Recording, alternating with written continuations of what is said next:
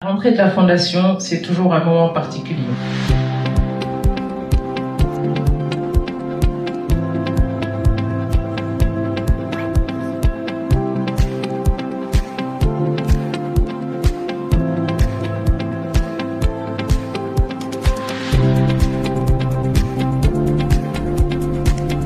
Alors, aujourd'hui, on a célébré la rentrée de la Fondation Kéba Mbaye.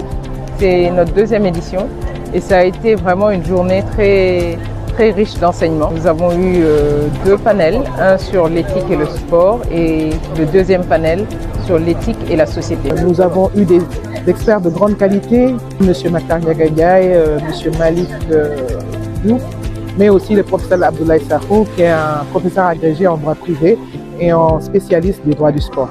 Mieux vaut prévenir en faisant la promotion de l'éthique et en créant un environnement favorable à l'épanouissement de l'éthique et l'enseigner à la jeunesse. Voilà un peu ce que je voulais dire. Ce réarmement éthique est une priorité et doit être une priorité pour nos jeunes nations. Le plus grand levier, c'est aujourd'hui l'éthique. L'éthique n'est pas un mot. L'éthique est un comportement au quotidien. Je rappelle bien que quand on a demandé à Cheikh Ahmadou Bamba c'est quoi l'éthique, c'est quoi un geste éthique, il a dit tout geste que tu fais et dont tu n'as pas honte que les gens te voient au moment où tu le fais. Donc pour moi, on ne peut pas faire un développement sans éthique, c'est pas possible.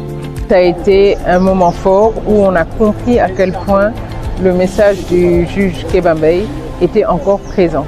Alors, ma conférence a consisté à revenir sur le texte originel du président Kéba Mbaye qui a des résonances philosophiques importantes et qui nous permet également de comprendre qu'il est de la responsabilité individuelle de chaque citoyen sénégalais de veiller à la préservation de certaines valeurs. Nous avons parlé du juge Kéba Mbaye comme porteur et comme passeur de valeurs.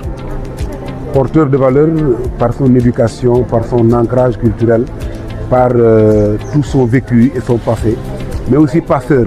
Passeur pourquoi? Parce que transmetteur de valeurs intrinsèques, de droiture, de probité morale, de loyauté. En fin de compte, nous avons parlé de Kéba Mbaye comme étant un personnage pluriel. Il nous faut retourner à un certain nombre de principes éthiques traditionnels forts qui mettent l'accent sur la collectivité, qui mettent l'accent sur l'union, qui mettent l'accent sur la valeur de la famille, mais qui met surtout l'accent sur la probité et l'équité. Je pense que c'est une expérience enrichissante et inspirante pour tout le monde. Donc là, je reviendrai à chacune de vos invitations. Merci.